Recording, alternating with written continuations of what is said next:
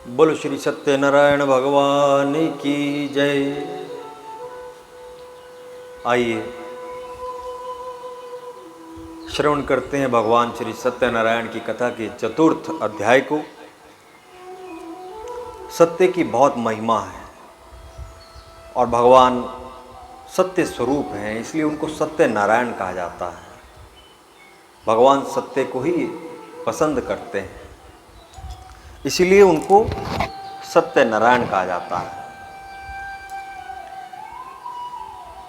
चोर भी अगर चोरी करेंगे और जब उस धन को बांटते हैं ना, तो वो कहते हैं ईमानदारी से, सच्चाई से बांटना इस धन को, कोई भेदभाव नहीं होना चाहिए, बराबर बराबर बांटना है। बात वो भी सच्चाई की कर रहा है, सत्य की कर रहा है, जबकि चोरी करके लाया, क्योंकि सच्चाई में बहुत ताकत है और भगवान श्री सत्यनारायण सत्य स्वरूप हैं। आइए चतुर्थ अध्याय को श्रवण करते हैं। सूत जी कहने लगे कि अब साधु वैश्य ने बहुत सा सोना जवाहरात धन आदि को लेकर अपनी नाव के द्वारा अपने नगर को चल दिया। उधर लीलावती और कलावती भी भगवान सत्यनारायण की समुचित रीति से उपासना करने लगी थी। उनका अधिकांश समय धर्म और परोपकार के कार्यों में ही लगता था। वे हृदय से सत्य व्रत का पालन कर रही थी, सत्य के मार्ग पर चल रही थी, धर्म के कार्य कर रही थी, पुण्य कार्य कर रही थी। और भगवान हमेशा मनुष्यों के कर्मों की परीक्षा किया करते हैं कि इसके विचारों में कोई सच्चाई भी है या कोई नकलीपन है। कपटी और झूठा मनुष्य भगवान को कभी भी स्वीकार नहीं होता। वो तो सच्चे व्यक्ति से ही प्रेम करते हैं। जिसके हृदय में सच्चाई है, ऐसे व्यक्ति को ही भगवान प्रेम करते हैं। हृदय की शुद्ध भावनाएं ही उस जगतपति को सबसे अधिक प्रिय हैं, सबसे अधिक प्रिय हैं। भगवान दिखावटी बातों से विरक्त होते हैं, वे यथार्थ कर्मों से ही संतुष्ट होते हैं। केवल बातों के आडंबर से भगवान को प्रसन्न नहीं किया जा सकता है। वरन जो अपने धर्म कर्तव्य का ठीक तरह से पालन करता है, उसी से भगवान सत्यनारायण संतुष्ट होते हैं। भगवान को किसी भी प्रकार का असत्य कभी पसंद नहीं आता। वे सच्चाई को ही स्वीकार करते हैं, क्योंकि वो स्वयं ही सत्य स्वरूप हैं। अतएव सत्य से ही प्रेम करते हैं। दुखी और असहाय मनुष्यों की सेवा, सहायता का कार्य भगवान को सबसे अधिक प्रसन्नतादायक है और सज्जन पुरुषों का अहित करने से वे बहुत असंतुष्ट हो जाते हैं।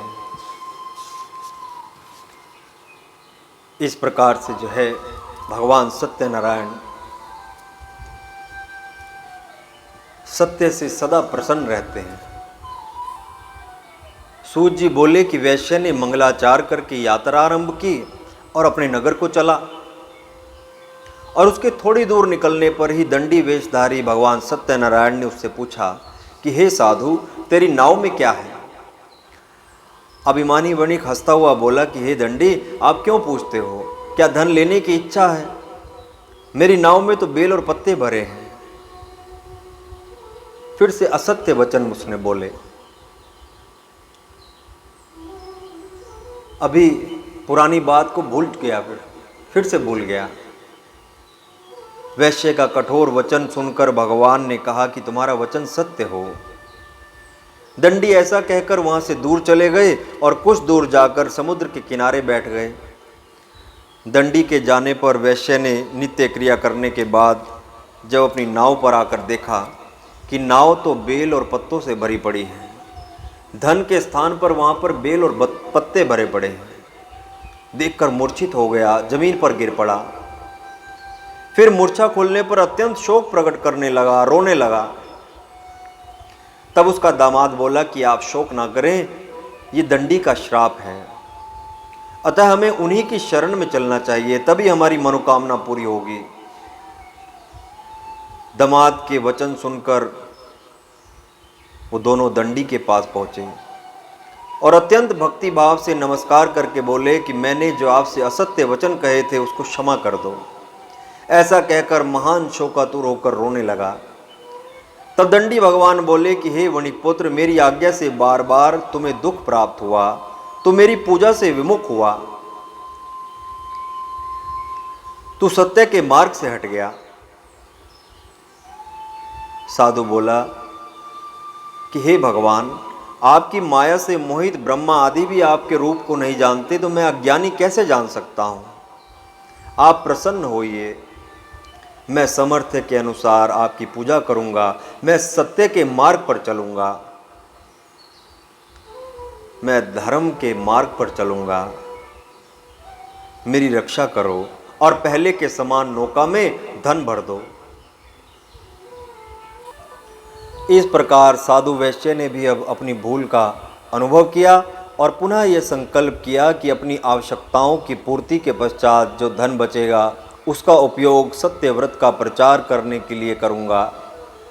सद्भावनाओं से शुभ परिणाम मिलते हैं। भगवान ने उसे क्षमा कर दिया और नाव जो है पहले की तरह हीरे जवाहरात धन आदि से परिपूर्ण हो गई। भगवान सत्यनारायण उसकी इच्छा अनुसार वर देकर अंतर्ध्यान हो गए।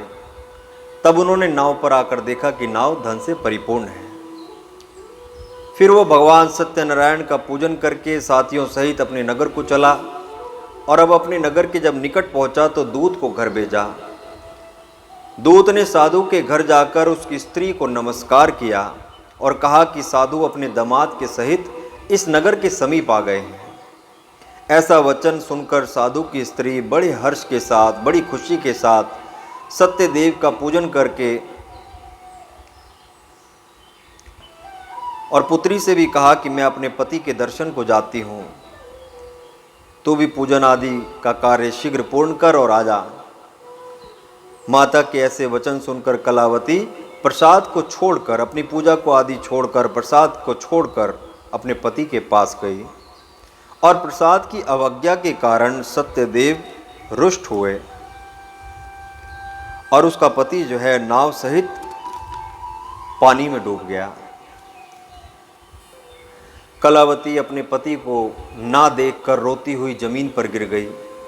इस तरह नौका को डूबा हुआ था कन्या को रोता देखकर साधु बहुत दुखी हुआ और बोला कि हे प्रभु, मुझसे या मेरे परिवार से अगर कोई भूल हो गई हो तो उसके लिए आप मुझे क्षमा कर दो। यदि मेरे परिवार से या मुझसे कोई भूल चूक हो गई हो तो उसके लिए आप हमें क्षमा करें।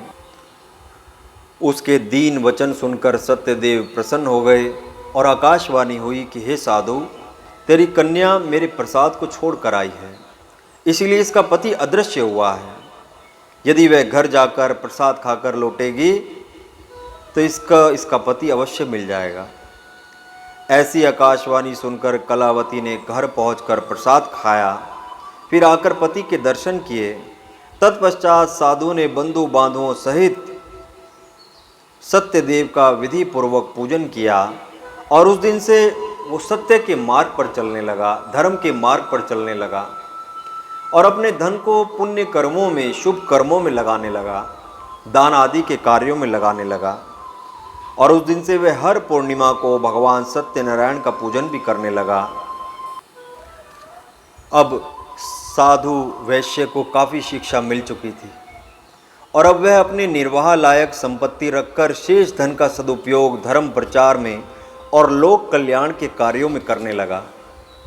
इस प्रकार तन मन धन से प्रयत्न करने पर सर्वसाधारण में धार्मिक प्रवृत्तियां बढ़ने लगी और हजारों लाखों अन्य व्यक्ति सन्मार्ग का अवलंबन करने की प्रेरणा प्राप्त करने लगे और शुभ कर्मों में, धार्मिक कार्यों में आने लगे और उस साधु से प्रेरणा पाने लगे। निसंदेह भगवान सत्यनारायण की महिमा अपरंपार है। उनकी शरण में जाने से मनुष्यों को सब प्रकार से जो है सुख समृद्धि की प्राप्ति होती है और हर एक का कल्याण होता है। भगवान इस प्रकार के शुभ कर्मों के करने से ही संतुष्ट होते हैं और प्रसन्न होते हैं। ऐसे लोग भगवान की कृपा से सब प्रकार का सौभाग्य और श्रेय प्राप्त करने लगते हैं। लीलावती कलावती दोनों इस लोक में अपने पतियों के साथ सुखपूर्वक जीवन व्यतीत करती रही और अंत में भगवान सत्यनारायण की सन्निधि में पहुंचकर श्रेष्ठ गति को प्राप्त हुई और साधु भी जो है श्रेष्ठ गति को प्राप्त हुआ, भगवान की शरण को प्राप्त हुआ।